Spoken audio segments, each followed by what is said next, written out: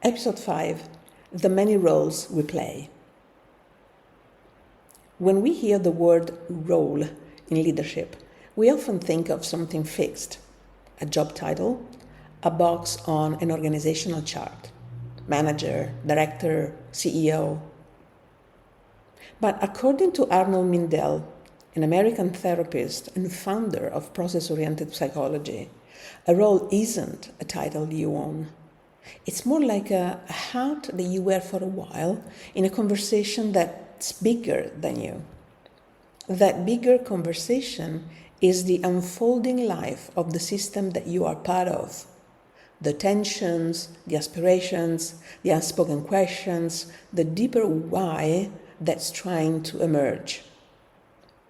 You are not here to control it. You are here to listen, contribute, and move with it.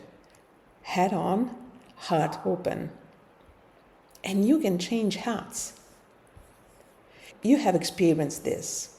Imagine you're in a meeting and you're the one saying, well, okay, but how exactly are we going to make this work? In that moment, you have stepped into the role of the practical realist. The next week, in another meeting, you might be the one saying, let's not get stuck in the details, let's dream bigger. Now you're in the role of the visionary. And think about your own team for a moment.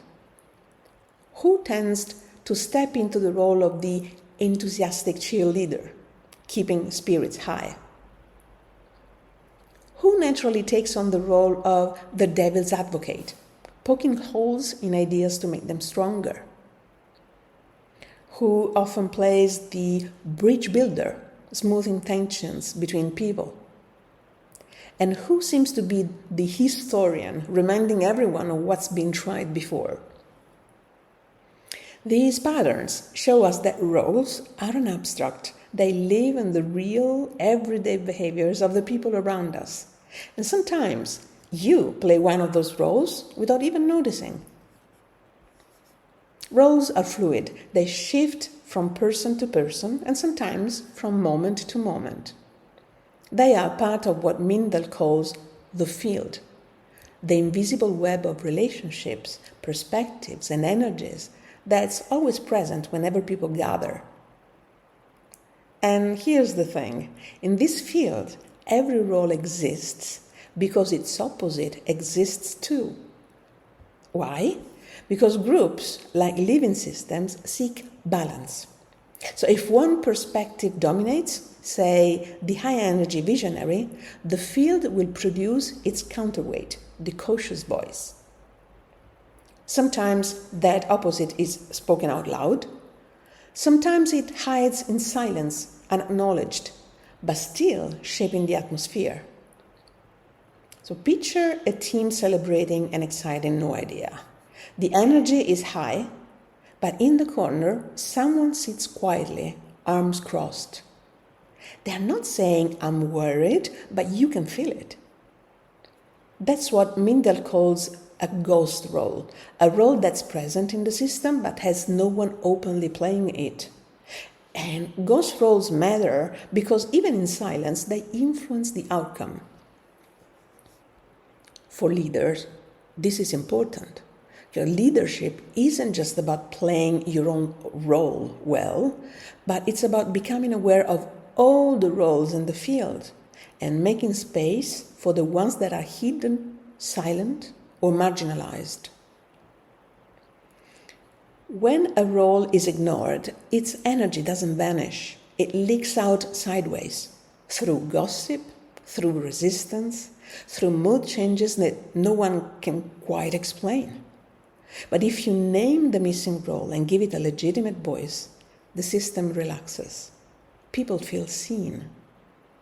Conversations get more real and solutions become more creative. Take a leader navigating a tough reorganization. There's the formal role of change driver. There's the employee advocate. There's the historian who remembers why things were done the old way.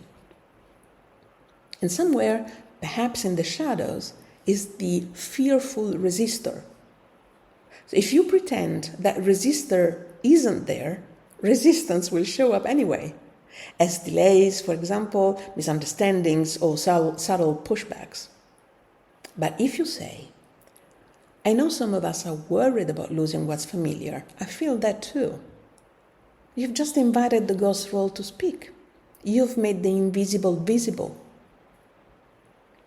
Working with roles means cultivating what I call role fluidity, the ability to move between positions without getting stuck in just one identity. If you only ever play the confident one, you might miss critical caution. If you only ever play the visionary, you risk losing touch with reality. Mindell would remind us roles are not personal.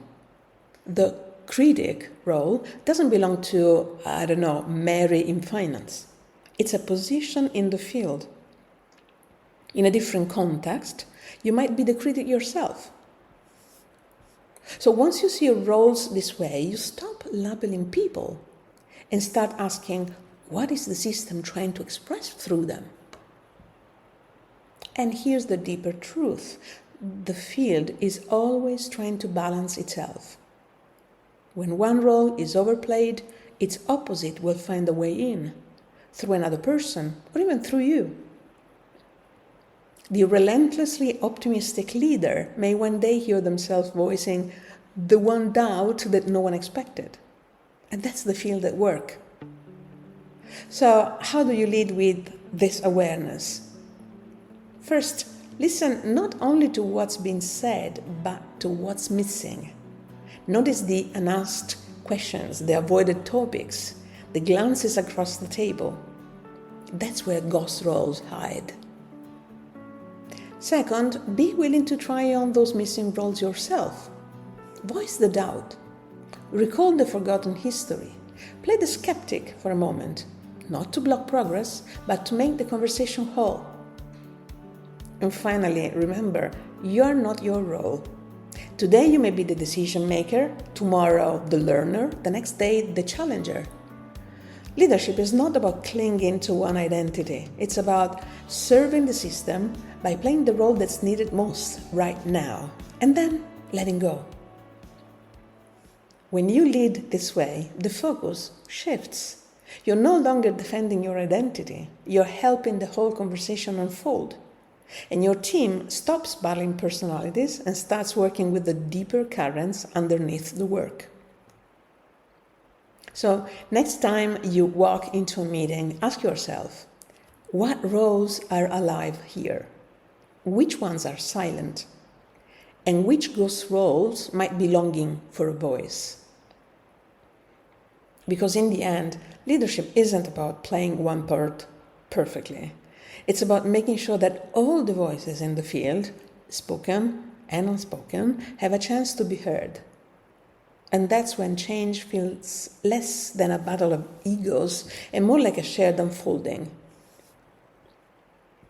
So, may you meet your team not just as individuals, but as a living field of voices, and may you have the courage to listen to the ones you cannot yet hear. Until next time, this has been the Orange Twist, and I'm Giovanna D'Alessio.